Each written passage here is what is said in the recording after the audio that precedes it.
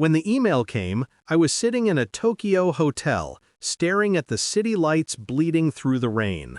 The subject line was simple: we settled it for her. Inside, my parents explained how they had sold my seaside villa to pay off my sister's gambling debts. No apology, no hesitation. Just a final line: "You didn't need it anyway, right?" I didn't reply. I didn't scream. I simply closed the laptop, and the city lights sharpened into something cold. The villa wasn't just property. It was the only thing left untouched by them. My one quiet rebellion after years of cleaning up their chaos. My sister, with her constant bad luck. My parents, with their blind indulgence. And me, the successful son abroad, always expected to forgive, to fund, to fix. They didn't know I'd already transferred ownership. 6 months ago, a quiet transaction through a trust registered under a different name, mine, but hidden behind legal fog. I'd done it after my sister's last accident, when a loan shark called me in the middle of the night pretending to be her friend. That was when I knew they'd all sell me too, if they could. So I built my insurance policy. Documents, recordings, a digital trail. Everything I'd ever helped them with.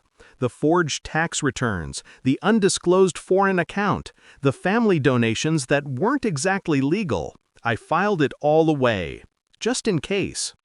When they sold their idea of my villa, I filed the police report before boarding my flight home. Fraud, impersonation, unauthorized sale of property. All accurate, all provable. By the time my plane touched down, the agent who'd handled the sale had already realized the title didn't match. He called my parents that evening. I know because I was sitting outside their house, listening. My mother's voice trembled through the open window. "What do you mean the documents aren't valid?" My son agreed. The agent's tone was sharp, nervous. "Ma'am, your son's name isn't on the ownership registry. It's owned by," he hesitated, "a holding company based in Singapore." Silence. Then the sound of her breath catching, like a trapped animal realizing the cage door had closed. My father spoke next, low and shaking. "There must be a mistake. He said he'd—" "He didn't say anything," I whispered under my breath. The next morning, I visited them. They looked smaller than I remembered. Deflated, like all the years of deception had finally settled into their bones. My sister wasn't there. She never faced consequences directly. She always outsourced them to someone else, usually me. My father tried to smile. "We were just trying to help your sister. Family takes care of family." "Family," I repeated. The word tasted like rust. My mother's eyes darted to the police envelope in my hand. "You didn't tell them, did you?" I didn't answer. I just placed a folder on the table. Copies of the reports, the emails, the transaction history.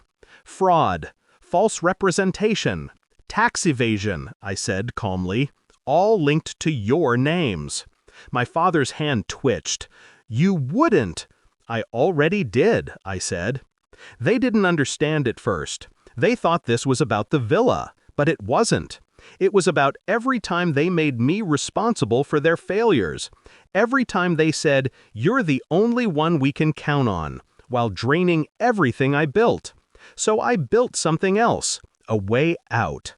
I'd given the police just enough to start an investigation, not enough to destroy them completely, not yet. I wanted them to feel the waiting, the knock that might come tomorrow or next week.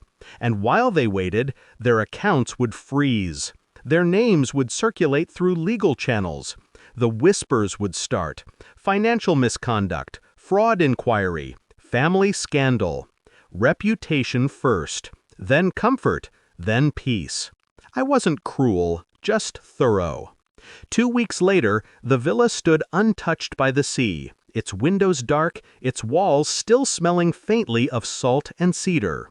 My parents had called again, first angry, then pleading. I didn't answer. When the bank seized their accounts, my sister finally called me. Her voice cracked through static. "You ruined us!"